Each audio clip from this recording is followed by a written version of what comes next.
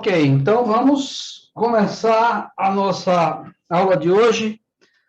Nos próximos 2 domingos, nós teremos Saulo trabalhando os capítulos de 17 a 19. Nós vamos pegar a 5ª sessão, que é a sessão mais curta do livro de Apocalipse. A 5ª sessão, ela tem apenas 2 capítulos, 15 e 16. Essa sessão, ela, como as demais, ela começa com uma visão celestial e ela tem uma perspectiva de que vai contar a história da primeira à segunda vinda de Cristo. Mas, como vocês já sabem, o livro de Apocalipse ele é escrito em sessões. Cada vez, as sessões elas são paralelas e elas são progressivas. O que é que significa isso? Elas contam a mesma história, elas percorrem o mesmo período, que é entre a primeira e a segunda vinda de Cristo, mas elas vão progredindo, ou seja, cada vez mais elas vão falando mais dos eventos que vão acontecer próximos à à segunda vinda de Cristo. Cada vez mais elas vão ficando mais, a história vai ficando mais próxima desses eventos. É justamente o que nós temos aqui. Esses 2 capítulos vão dar um enfoque muito grande aos eventos que vão acontecer bem próximos da segunda vinda de Cristo. Naquele momento em que Satanás é solto, o período que é chamado de grande tribulação. Então, isso aqui é o enfoque maior dessa sessão, é essa. Vamos ler o capítulo 15 e depois leremos o capítulo 16 para a gente fazer os comentários. Tudo bem. Vi no céu outro sinal, grande e maravilhoso. 7 anjos com as 7 últimas pragas, pois com elas se completa a ira de Deus. Vejam só. Começa com a cena celestial. João vê 7 anjos. É um sinal grande e maravilhoso. 7 anjos, e eles têm as 7 últimas pragas.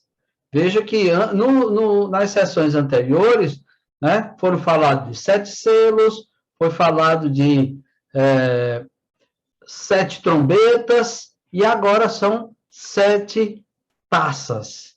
E ele diz assim, com elas se completa a ira de Deus.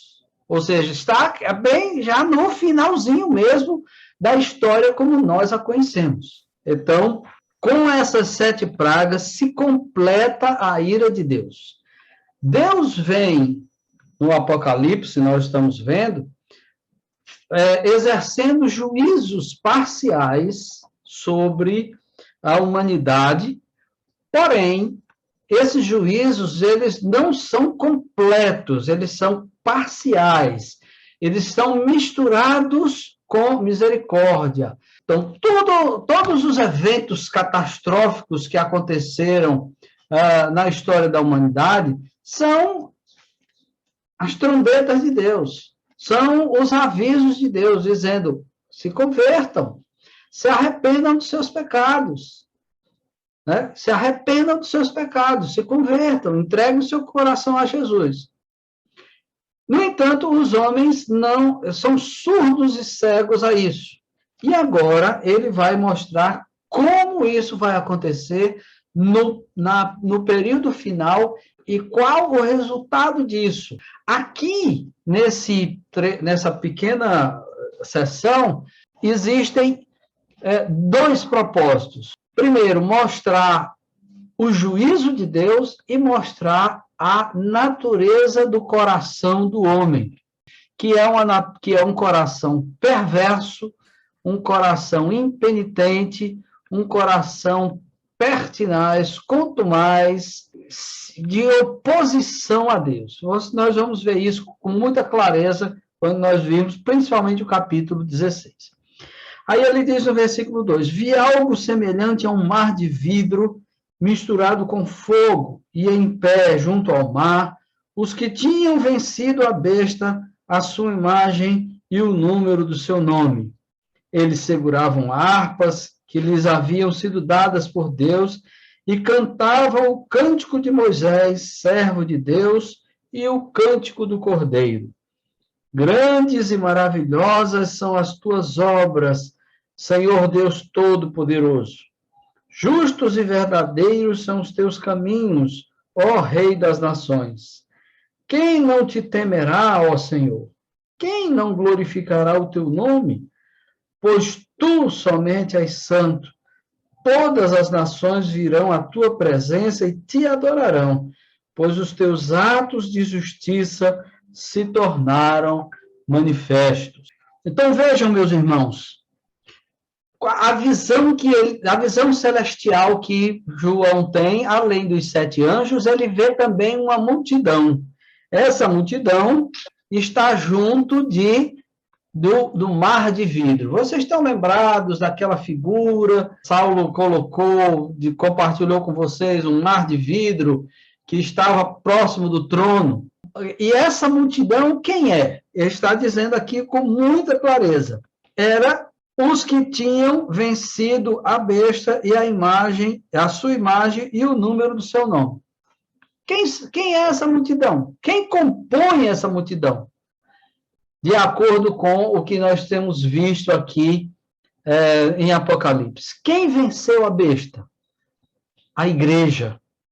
A igreja, quando não se compromete com o mundo, a igreja, quando mantém o seu compromisso com o Senhor, ele vence a besta, vence o dragão, vence o falso profeta, vence o anticristo, mesmo que venha a ser morta. Mesmo quando a igreja é perseguida, quando os crentes são mortos, os crentes que são mortos pela fidelidade a Deus são vencedores. São vencedores. Então vejam que, para uma situação como a igreja do primeiro século estava passando, uma perseguição violentíssima, em que as pessoas estavam sendo mortas, as pessoas estavam sendo lançadas às fogueiras, às feras, nas arenas. Esse versículo traz um grande alento e um grande encorajamento para aquela igreja, assim como traz para nós. O máximo que alguém pode fazer contra nós é contra o nosso corpo, tirar a nossa vida física. Porém, o que é que acontece? Se a gente morrer fisicamente falando, estaremos imediatamente com o Senhor. Estaremos aqui, junto dessa multidão, estaremos fazendo parte dessa multidão e estaremos cantando o cântico de Moisés e o cântico do Cordeiro. Então, isso trazia um grande alento, trazia um grande encorajamento para aquela igreja que estava sendo perseguida. E aí, então, ele está junto ao mar. Na cultura oriental antiga, do Oriente Médio antigo, o mar era visto como símbolo do caos, símbolo de alguma coisa que não podia ser domada, certo? Então, não sei quantos de vocês já tiveram a pouco grata experiência de passar por uma tempestade no mar, como eu passei, pelo menos em 2 oportunidades, e é uma coisa que você fica absolutamente impotente, não tem o que você fazer, é só se segurar e ficar orando para o navio aguentar o tranco ali e não afundar, né? Porque é uma coisa assim, uma tempestade e você não consegue controlar nada. Foi por isso que os discípulos de Jesus ficaram tão perturbados quando ele fazendo aquela travessia e Jesus dormindo e a tempestade, e eles acordaram Jesus e disseram: o Senhor não se preocupa não com a gente, que a gente pode, não te importa que a gente pereça. Pois é, porque o mar, então, na cultura oriental antiga, era símbolo de caos, de forças indomáveis. Forças indomáveis. E aqui nós vemos um mar de vidro. O vidro, ele é totalmente inerte, né? O vidro, ele não se move, ele está ali, parado. Ou seja, todo aquele caos foi dominado. Isso significa, então, a vitória. A vitória de Cristo é a vitória da igreja sobre as forças do caos, sobre as forças do mal. Então, essa é uma visão que mostra a vitória da igreja através de Cristo. E é por isso que eles cantam, eles louvam a Deus, louvam a Cristo por causa da vitória que eles conseguiram, não por seus méritos próprios, mas por causa do sacrifício de Cristo na cruz do Calvário. Uma coisa importantíssima, a vitória de Cristo não vai se dar na segunda vinda. A vitória de Cristo já aconteceu lá na cruz do Calvário. A vitória de Cristo não virá. O reino não virá. A vitória de Cristo já aconteceu na cruz do Calvário e o reino já está presente. O reino já está presente. Nós já estamos, né, vivendo o milênio. Claro que não é o milênio que algumas correntes escatológicas apresentam. Um período de 1000 anos de paz e segurança e tal. Não. Os 1000 anos é o período em que a igreja está proclamando. É aquele período, os 3 anos e meio lá que nós já vimos nas outras sessões. Certo? Muito bem. E aí, então, ele diz aqui que eles cantam o cântico de Moisés e o cântico do Cordeiro. Qual é a passagem mais significativa do Antigo Testamento envolvendo Moisés, que envolve o mar? É a travessia do Mar Vermelho, né? O Mar Vermelho era um grande empecilho para o povo. O povo estava com o mar à sua frente e as tropas do faraó atrás de si. Então, estavam numa situação de muita tensão. E Deus, através de Moisés, abre as águas do Mar Vermelho, o povo passa e depois o mar engole os egípcios, o exército egípcio. É a passagem mais significativa do Antigo Testamento envolvendo o mar. É a travessia do Mar Vermelho. É um símbolo da vitória. E então, aqui ao falar sobre o cântico de Moisés e o cântico do Cordeiro, remete ao quê? Ao Antigo Testamento e ao Novo Testamento. Falando da igreja como um todo. A igreja, ela envolve crentes antes de Cristo e envolve crentes depois de Cristo. É um só povo. Povo de Deus que foi redimido por causa da fé. A fé no Messias. O pessoal do Antigo Testamento foi salvo porque tinham fé no Messias que viria.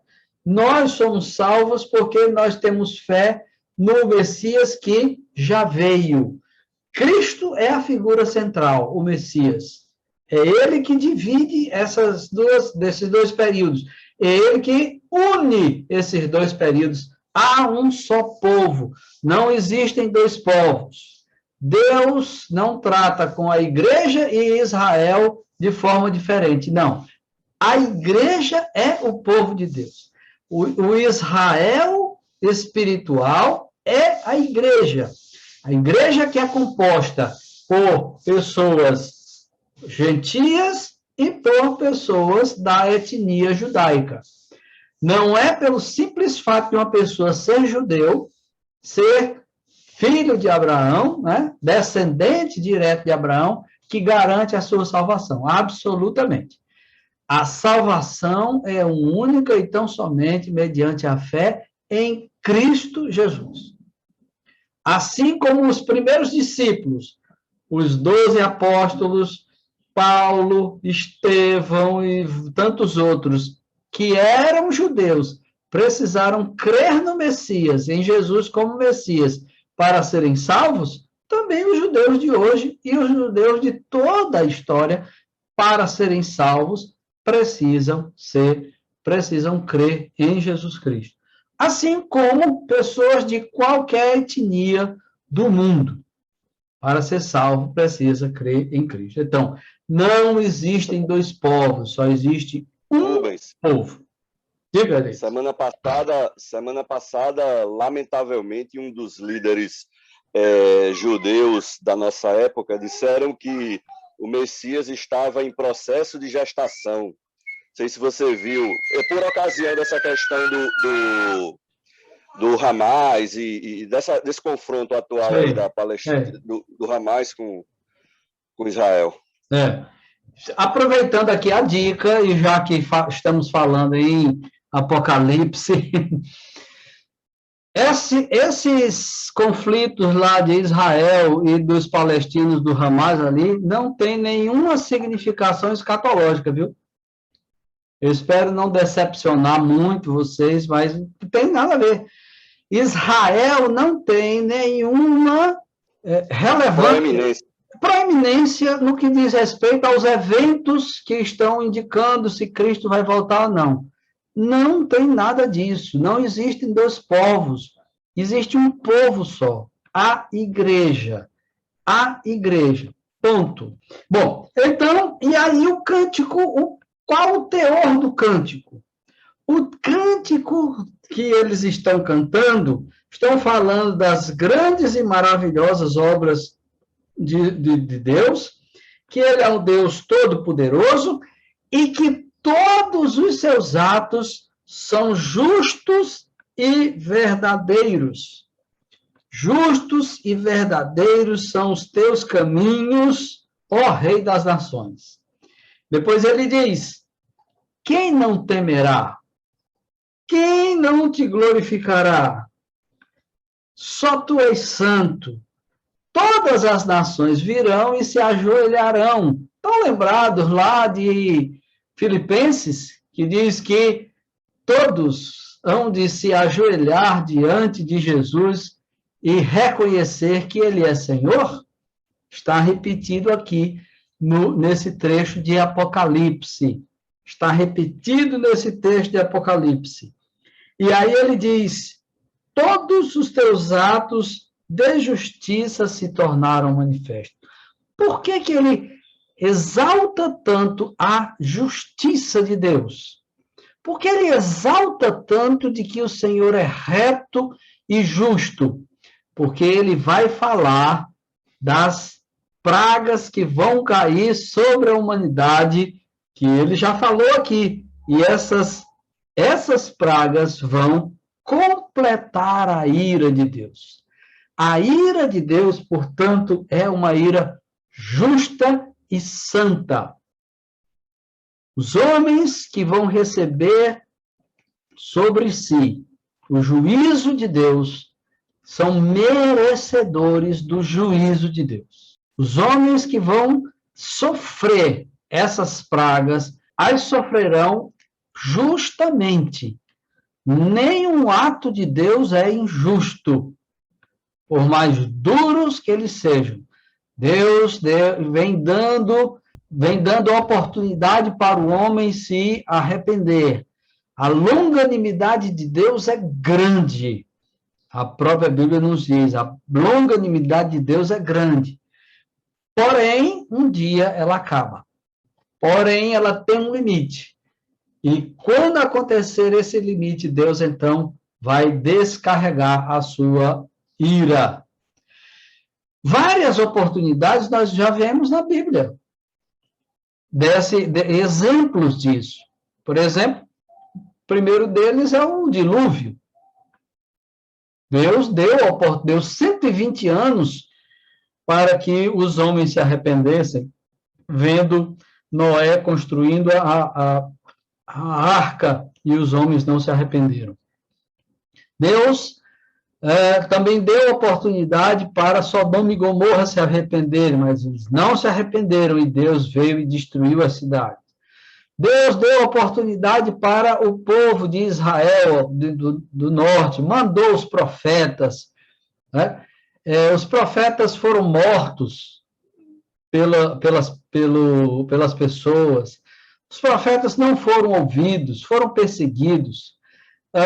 Também aconteceu no Reino do Sul, da mesma forma, Deus mandou profetas, e o povo continuou sendo idólatra, ignorando as advertências de Deus através de seus profetas, matando os profetas, perseguindo os profetas, e aí chegou um ponto em que a paciência de Deus chegou ao fim, e aí então ele exerceu o seu juízo contra o povo, primeiro o Reino do Norte, em seguida o Reino do Sul. O Reino do Norte foi totalmente disperso, e as 10 tribos se perderam. Nunca mais se teve notícia dessas 10 tribos. Se misturaram e perderam sua identidade. Aconteceu também em outros momentos da história. O Império Romano caiu de podridão moral. A podridão moral no Império Romano era tal que o Império Romano foi destruído por causa disso, e vários exemplos na história. Então, acontecerá também de novo, e dessa vez, o que ele está dizendo aqui, com essas pragas se completa a ira de Deus, ou seja, é o final, é o fim, não tem mais oportunidade. Veja só o que diz o versículo 5 em diante. Depois disso, olhei e vi que se abriu nos céus o santuário, o tabernáculo da aliança. Saíram dos santuários os 7 anjos e com as 7 pragas. Eles estavam vestidos de linho puro e resplandecente e tinham cinturões de ouro ao redor do peito. E um dos 4 seres viventes deu aos 7 anjos 7 taças de ouro cheias da ira de Deus.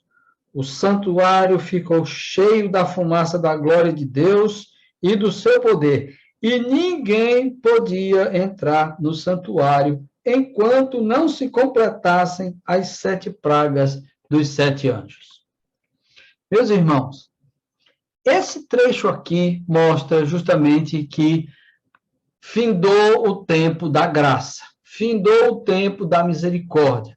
Não existe mais oportunidade de arrependimento. O santuário se abre, dele saem os 7 anjos com as 7 taças, né, vestidos com roupas de linho branco.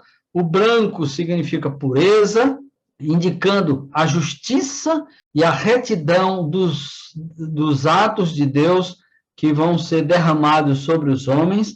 E uma coisa importantíssima, o santuário, o tabernáculo, ele era chamado, lá no comecinho, de a tenda do encontro.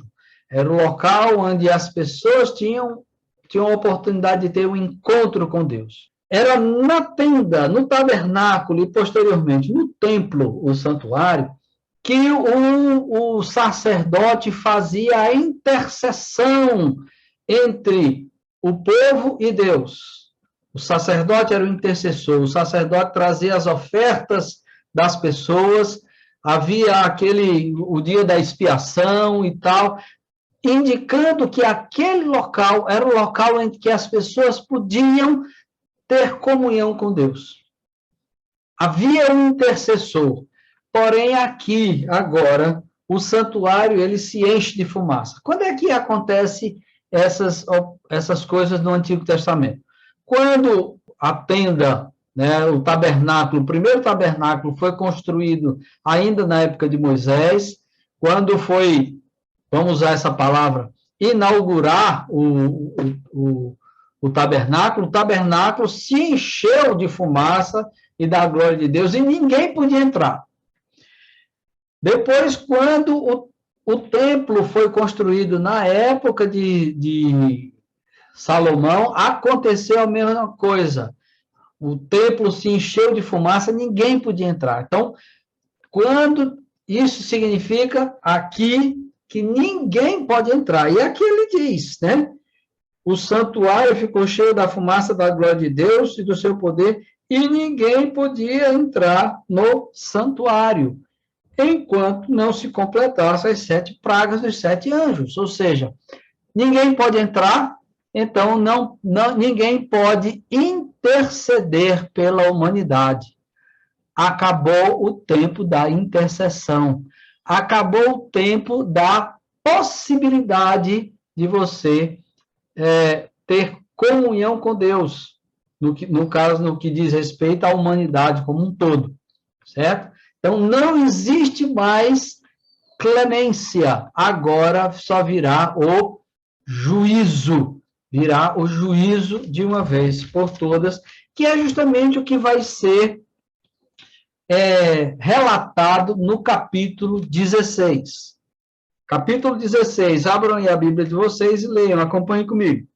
Então ouvi uma forte voz que vinha do santuário e dizia aos 7 anjos: vão derramar sobre a terra as 7 taças da ira de Deus. Quando a gente ouve isso e a gente lê, a gente pensa que essas taças, elas são sequenciais, né? Primeiro uma, depois a outra, depois a outra, depois... Não, mas não, irmãos. As 7 taças, elas são derramadas todas de uma vez só. Alcança a humanidade de uma vez só. Elas são relatadas uma após a outra, porque não tem outro jeito de falar. Mas elas acontecem ao mesmo tempo. Ao mesmo tempo que a primeira taça está sendo derramada, a segunda está sendo derramada, a terceira, a quarta, a quinta, a sexta e a sétima também. Tudo ocorre ao mesmo tempo. Daí, então, é aquela coisa terrível que acontece no mundo, conforme nós vamos ler aqui. O primeiro anjo foi e derramou a sua taça pela terra. Abriram-se feridas malignas e dolorosas naqueles que tinham a marca da besta e adoravam a sua imagem. Veja bem, as taças estão destinadas aos homens que têm a marca da besta. Por quê? Só para os que têm a marca da besta. Porque nós já vimos na aula passada que antes de acontecer a vindima, o que é que acontece? Acontece a ceifa. Nós tivemos a oportunidade de falar que a ceifa é o quê? É quando Jesus está voltando, ele ainda está nos ares, os mortos ressuscitam, os vivos crentes são transformados e todos são arrebatados para estar com o Senhor nos ares e retornam com ele para o juízo final. Né? Estão lembrados da aula passada. Então, é por isso que as taças só atingem os homens que têm a marca da besta que adorava a sua imagem. Porque a igreja já foi arrebatada, está com o Senhor nos ares e está vindo com ele, enquanto está havendo essa devastação, enquanto está havendo essa destruição. É por isso que só acontece, só atingem os que têm a marca da besta e adoram a imagem a sua imagem. Certo? Vejam como as coisas se conectam. E vejam que aqui ele está mostrando um outro ângulo. Aqui ele está mostrando o juízo sobre os ímpios. Então, da igreja, ele já tratou inicialmente, mostrando a igreja vitoriosa no céu. E agora ele está mostrando aqui que os perseguidores agora vão pagar por tudo que fizeram contra a igreja.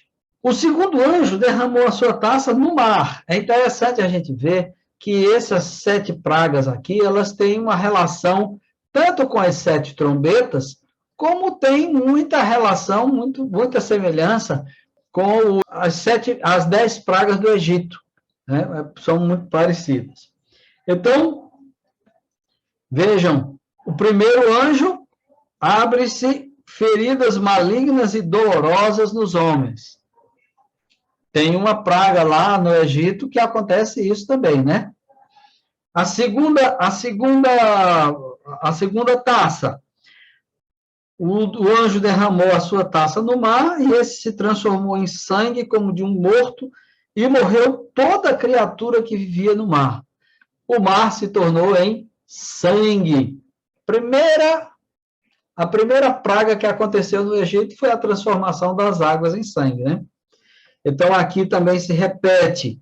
E vejam, ao contrário do que aconteceu lá com as trombetas, nas trombetas, o efeito era sempre parcial, era 1/3 das águas se tornou em sangue, 1/3 das fontes e dos rios, 1/3 dos homens é atingido, 1/3 dos animais, mas aqui é a totalidade. Todo o mar se transforma em sangue e toda criatura que vive no mar morre. É uma imagem, né, terrível, uma imagem terrível que ele transmite aqui. O terceiro anjo derramou a sua taça nos rios e nas fontes, e eles se transformaram em sangue. Então eu ouvi o anjo que tem autoridade sobre as águas dizer: Tu és justo, tu, o santo, que és e que eras, porque julgaste essas coisas. Pois eles derramaram o sangue dos teus santos e dos teus profetas, e tu lhes deste sangue para beber, como eles merecem. E ouvi o altar responder: Sim, Senhor Deus Todo-Poderoso, verdadeiros e justos são os teus juízos. Mais uma vez, né, os céus proclamam a justiça de Deus. Os atos que Deus está perpetrando, os atos de juízo terríveis, terríveis, eles são justos. Eles são justos e eles são puros. Isso significa também, gente, que muitas vezes acontecem coisas que nós não compreendemos. Coisas más que nos acontecem, nós não compreendemos. Porém, saibam, Deus tem um propósito em tudo. Tudo que Deus faz é puro e justo. Certo? Então, e ele diz aqui, por que ele está derramando essas pragas sobre os homens? Por que os homens estão sendo punidos? Ele diz aqui, pois eles derramaram o sangue dos teus santos e dos teus profetas. Os homens, o mundo, nós vimos, o mundo jaz no maligno, o mundo é controlado pela besta, é controlado pelo dragão. Esse mundo persegue a igreja, esse mundo mata os profetas, e agora chegou a hora da vingança. Estão lembrados lá de Isaías? Né? Isaías tem um trecho que fala sobre o Messias, que diz que vem pregar a justiça e vem realizar o dia da vingança do nosso Deus. Dia de trevas e não de luz, um dia terrível e tal. Então, é um dia glorioso para a igreja, a segunda vinda de Cristo, mas será um dia terrível para os ímpios, será um dia terrível para aqueles que não entregaram a sua vida a Jesus Cristo, aqueles que continuam contumazmente pecando, se opondo a Deus, se opondo ao Senhor. E então ele diz, e ele reforça, sim, Senhor Deus Todo-Poderoso, verdadeiros e justos são os teus juízos. Versículo 8. O quarto anjo derramou a sua taça no sol, e foi dado poder ao sol para queimar os homens com fogo. Então, aqui agora, essas pragas, elas vão revelar o coração humano, conforme eu falei para vocês lá no comecinho da aula. Essas pragas vão revelar o coração humano. Vão mostrar que aquele ditado, é o que a gente escuta muito, quando o camarada não vem pelo amor, ele vem pela dor. Isso é a maior bobagem que pode existir no mundo. Não, nós vamos ver isso aqui. Alguém quer falar? Ok, então vamos lá. E ele diz aqui, o quarto anjo derramou a sua taça no sol e foi dado poder ao sol para queimar os homens com fogo. Estes foram queimados pelo forte calor. E o que é que acontece? Isso, obviamente, é uma figura de sofrimento, né? Quem já se queimou, principalmente se queimou numa região assim maior do corpo e teve queimadura mais profunda, sabe como a queimadura é dolorosa. Aí ele diz assim, estes foram queimados pelo forte calor, e qual é a reação dos homens?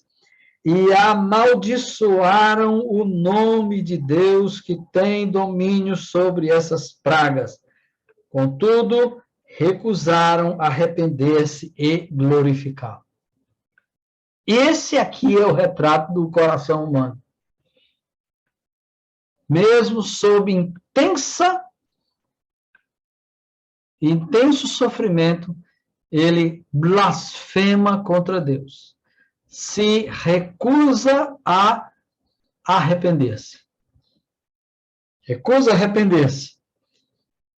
Quinto anjo derramou a sua taça sobre o trono da besta, cujo reino ficou em trevas. De tanta agonia, os homens mordiam a própria língua e blasfemaram contra o Deus dos céus por causa das suas dores, das suas feridas. Contudo, recusaram arrepender-se das obras que haviam praticado. Ou seja, mais uma vez mostrando o coração do homem. Um coração duro, contumaz, né? Um coração empedernido, um coração que não se arrepende, um coração que não se volta para Deus. Interessante isso, essa questão do arrependimento. O arrependimento, meus irmãos, não é uma coisa que é natural do homem. O arrependimento é um dom de Deus, certo? Eu gostaria de ver com vocês aqui Atos, capítulo 11, versículo 18. Vou colocar aqui o contexto para vocês entenderem. O Messias era esperado por Israel, na cabeça deles, dos judeus, o Messias era só para Israel. Os gentios não tinham absolutamente nada a ver com isso. Porque, afinal de contas, Yahvé era Deus de Israel. Os romanos tinham os deuses deles, os sírios tinham os deuses deles, os egípcios tinham os deuses deles. Ninguém tinha... Então, na cabeça do judeu, Deus, Yahvé, era só para Israel. E o Messias era apenas para Israel. Para eles, achavam que as promessas do Messias eram apenas para Israel. Certo? E que, aí por isso que eles aguardavam que o Messias viesse como um conquistador, um líder político-militar, que derrotasse o Império Romano e fizesse de Israel a nação mais poderosa do mundo, como era Roma na época. E essa foi uma das razões pelas quais eles rejeitaram Jesus. Pois bem, e os primeiros cristãos que se converteram, todos eram judeus. Né? Todos eram judeus. Aqueles que foram para Jerusalém, para a festa de Pentecostes, e que ouviram o discurso de Pedro e presenciaram lá a descida do Espírito Santo, todos aqueles eram judeus. Depois, quando Pedro cura o paralítico na porta do templo, todos aqueles que escutam o discurso de Pedro eram judeus. Então, na cabeça deles, o Messias era só para Israel, só para os judeus. Tanto que, durante muito tempo, tanto eles se viam como apenas mais uma seita judaica, e o próprio Império Romano também via a igreja apenas como uma seita judaica. Tanto é que, no início, o Império Romano não perseguiu a igreja, só depois é que ele vai perseguir. Bom, aí o que é que acontece? Pedro, certa ocasião, tem uma visão. A visão do lençol que desce, cheio de animais imundos, e ouve uma voz do céu que diz, mata e come. E ele diz, não, senhor, nunca entrou na minha boca alimento que não fosse puro. Aconteceu essa visão 3 vezes. E então, vem emissários de um centurião romano, Cornélio, que tinha tido a visão de um anjo que mandasse alguém chamar Pedro. Então, os emissários vieram, falaram para Pedro, Pedro foi até a cidade de Cesareia, onde estava o centurião romano, e lá ele entrou na casa de Cornélio, que era um gentio, pregou, as pessoas se converteram e ele confraternizou-se com eles lá, dormiu lá, comeu. Quando ele volta para Jerusalém, aí a igreja fica abismada, né? Porque aí ele diz assim, versículo 2, não, a partir do versículo 1 aqui do capítulo 11 de Atos. Os apóstolos e os irmãos de toda a Judéia ouviram falar que os gentios também haviam recebido a palavra de Deus. Assim, quando Pedro subiu a Jerusalém, os que eram do partido dos circuncisos o criticavam, dizendo, você entrou na casa de homens incircuncisos e comeu com eles. Que história é essa, Pedro? Aí Pedro, então, faz a narrativa do que foi que aconteceu, em que Cornélio teve a mesma experiência de recebimento do Espírito Santo que eles tiveram lá em Atos 2. E aí, então, no versículo 18, ele diz, ouvindo isso, não apresentaram mais objeções e louvaram a Deus, dizendo, então Deus concedeu arrependimento para a vida até mesmo aos gentios. Então, eles achavam que o arrependimento era só para os judeus. E então eles ficam admirados porque Deus concedeu arrependimento. Ou seja, o arrependimento é um dom de Deus. O homem natural, sem sofrer a atuação do Espírito Santo, o homem natural, ele é absolutamente inimigo de Deus. É isso que Paulo diz no capítulo 1 de Romanos, versículo 30. O homem natural é inimigo de Deus. É inimigo de Deus. Portanto, somente os eleitos recebem o dom do arrependimento. Somente os eleitos se arrependem. E é por isso que os homens aqui, porque eles são marcados pela besta, eles têm total compromisso com o diabo e com o mundo, porque é como disse o pastor Marcos hoje na abertura, né? Ou você está de um lado ou está do outro. Ou você tem o Espírito Santo, ou você tem a marca do diabo. Não tem o que fazer, é assim. E então, é por isso que o juízo vem sobre essas pessoas e elas não se arrependem. O coração do homem é duro, empedernido. Se não houver a atuação do Espírito Santo, ele não se converte. E por que é que eles não se convertem aqui? Porque lá no versículo 8 do capítulo 15 foi dito que o santuário está cheio da fumaça e ninguém podia entrar. Ninguém mais pode fazer intercessão por essas pessoas. Por quê? Porque com essas pragas se completa a ira de Deus. Não existe mais oportunidade. Acabou-se. Daí a importância de nós hoje, ainda estamos no período do cavaleiro branco, o período da pregação do evangelho. Pesa sobre cada um de nós a obrigação de pregar o evangelho, a obrigação de falar de Jesus para as pessoas, a fim de que haja conversão, certo? Versículo 12. O sexto anjo derramou a sua taça sobre o grande rio Eufrates, e secaram-se as suas águas, para que fosse preparado o caminho para os reis que vêm do Oriente. Então vi saírem da boca do dragão, da boca da besta e da boca do falso profeta 3 espíritos imundos semelhantes a rãs. São espíritos de demônio que realizam sinais milagrosos. Eles vão aos reis de todo o mundo a fim de reuni-los para a batalha do grande dia do Deus Todo-Poderoso. Meus irmãos, esse trecho aqui remete para Apocalipse 20, versículos de 7 em diante. Quando terminarem os 1000 anos, Satanás será solto da sua prisão e sairá para enganar as nações que estão nos 4 cantos da terra, Gog e Magog, a fim de reuni-las para a batalha. Seu número é como a areia do mar. As nações marcham por toda a superfície da terra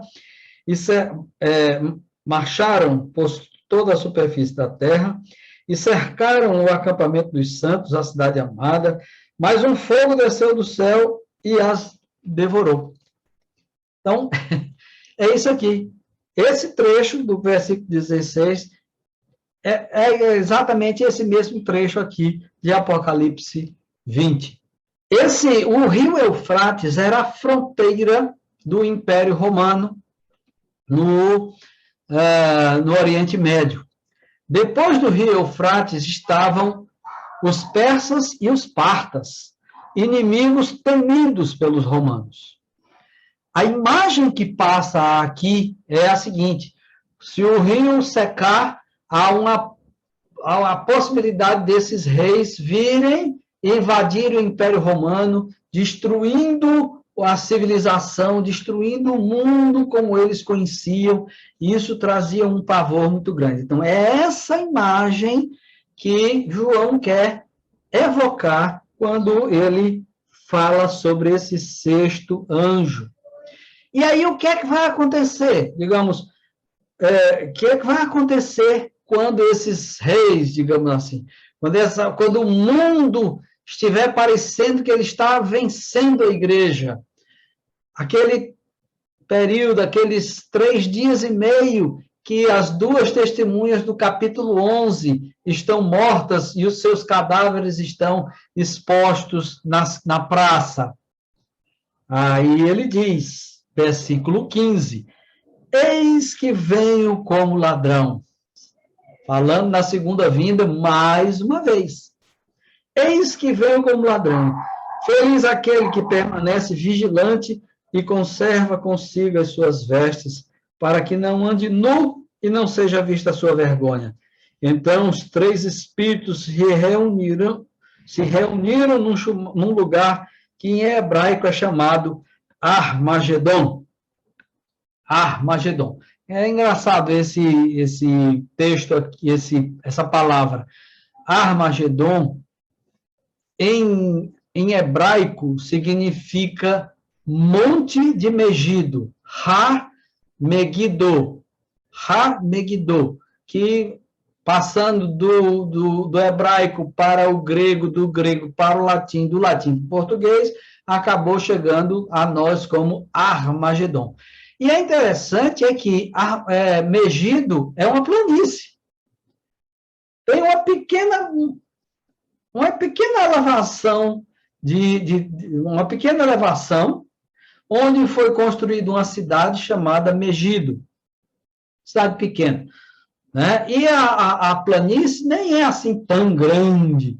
Então, principalmente os pré-milenistas gostam muito de falar da quantidade enorme de exércitos que vão se juntar. Claro, isso aqui é um símbolo, Isso é um símbolo, não tem nada de literal. Ou vocês acham que existe alguma possibilidade de juntar um exército enorme para lutar contra Deus? O que é que eles vão fazer?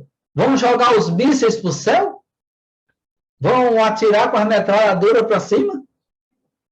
Vão botar os tanques para atirar com seus canhões para cima?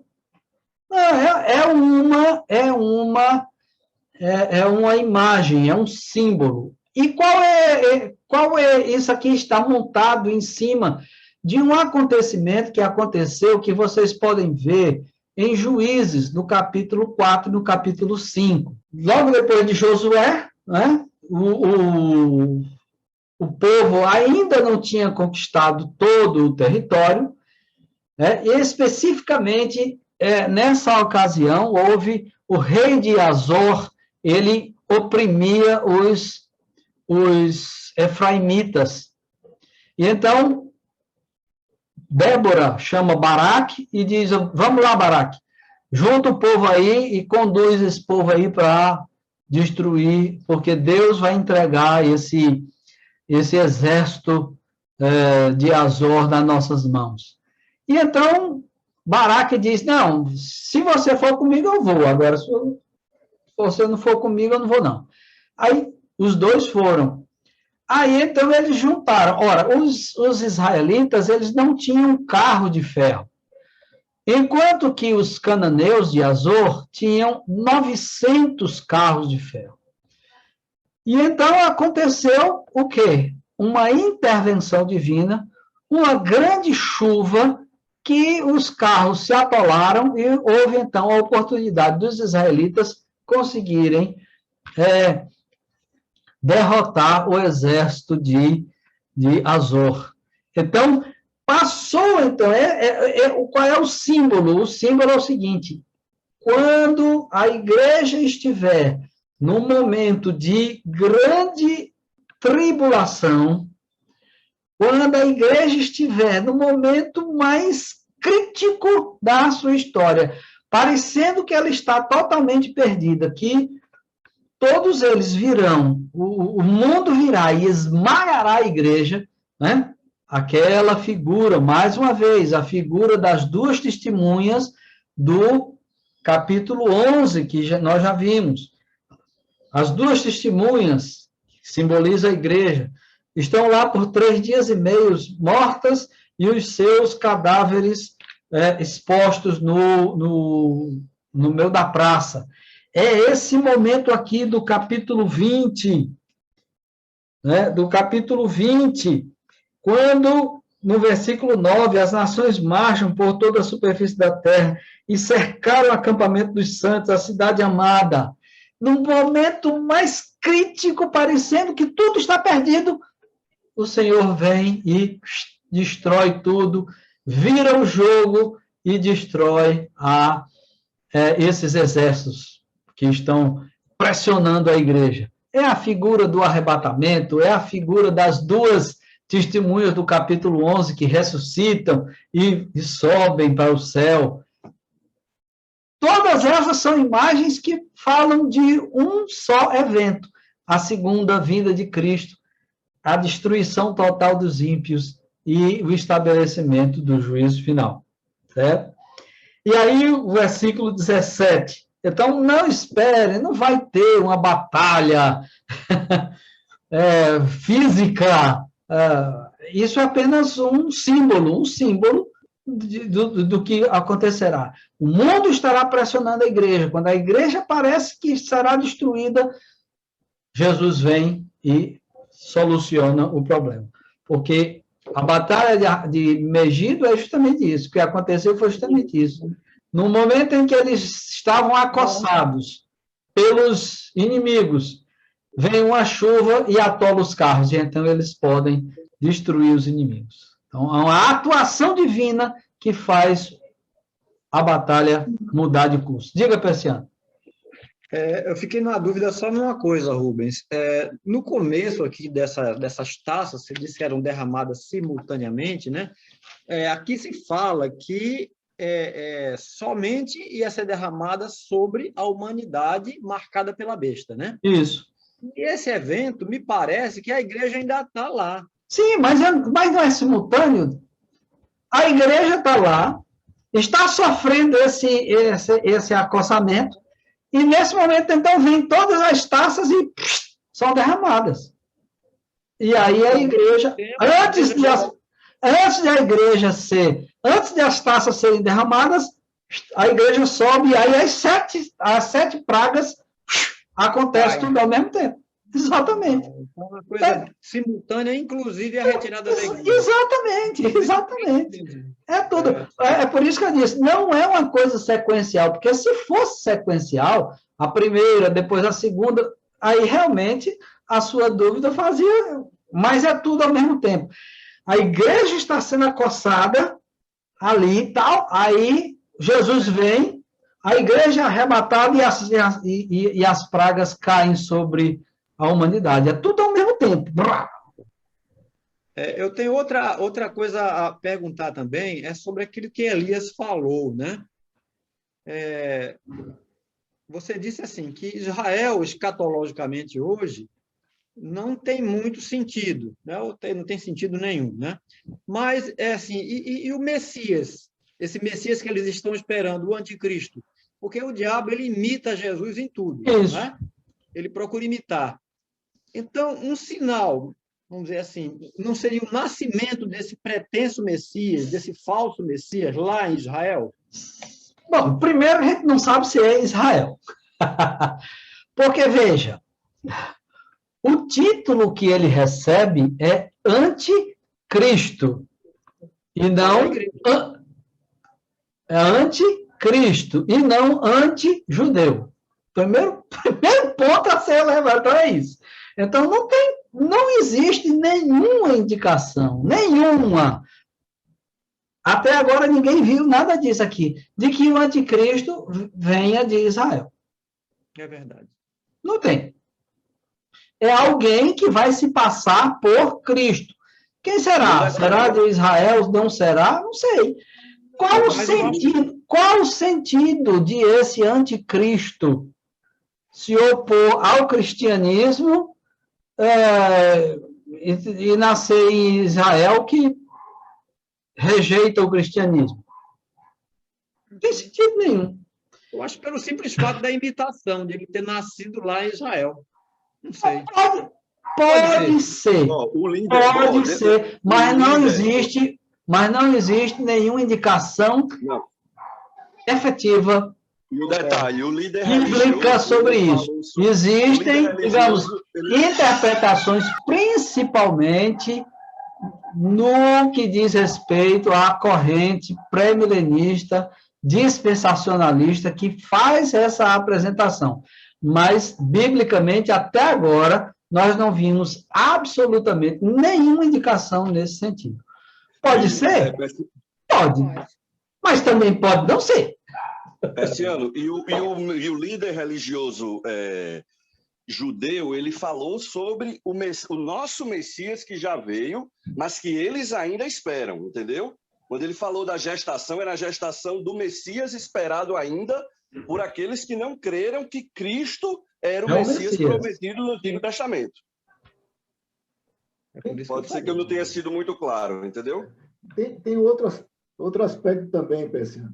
Imagina aí, o povo judeu não é muito querido entre as nações ímpias. Se você trouxer um anticristo de Israel, ele já fica sendo rejeitado pelos ímpios. Ele tem que ser de uma nação muito amigável, né? Exatamente. Neutro, um povo politicamente correto. Talvez a França fosse o melhor lugar, não Israel. Entendeu aí? Exato. Então, não existe. A Bélgica, né? Não existe uma coisa assim bacaninha, bem levezinho, fácil de aderir. De Israel, tudo que vier de Israel é rejeitado. Já tem uma rejeição de cara de um bocado de gente, né? Precisava mudar o coração do povo para aceitar o anticristo que vem conquistar o coração deles. É um negócio complicado. Exatamente. Não é natural, não. Ainda mais uma nação dessa aí, bem bacaninha, bem politicamente, né? que aceita tudo, etc, etc. Exatamente. Israel seria o último que e o povo iria abraçar. Tá bom. Bom, então aí o sétimo anjo derramou a sua taça no ar, e do santuário saiu uma forte voz que vinha do trono dizendo: está feito, está consumado, acabou-se, está feito, pronto. Não tem mais nada. A história da humanidade, como nós a conhecemos, acabou. Está feito. Houve então relâmpagos, vozes, trovões e um forte terremoto. Nunca havia ocorrido um terremoto tão forte como esse, desde que o homem existe sobre a terra. A grande cidade foi dividida em 3 partes, e as cidades das nações se desmoronaram. Deus lembrou-se da grande Babilônia e lhe deu cálice do vinho do furor da sua ira. Todas as ilhas fugiram, as montanhas desapareceram.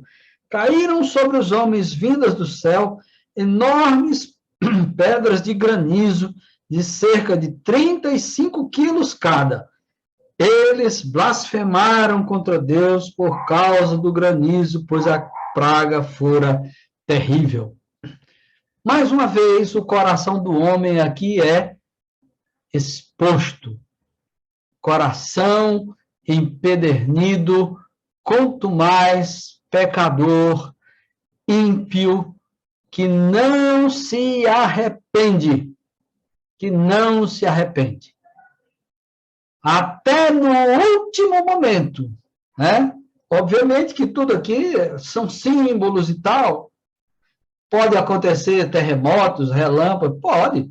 Mas também pode ser símbolos apenas. Mas é só para você ver como o coração do homem, até o último momento, até o momento final, até o momento da vindima, ele é empedernido, ele é duro, ele é anti-Deus, anticristo. Então, ele está marcado pela marca da besta.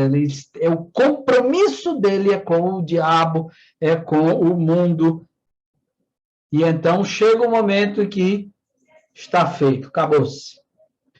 Não tem mais misericórdia. E aí, então, ocorre o juízo final.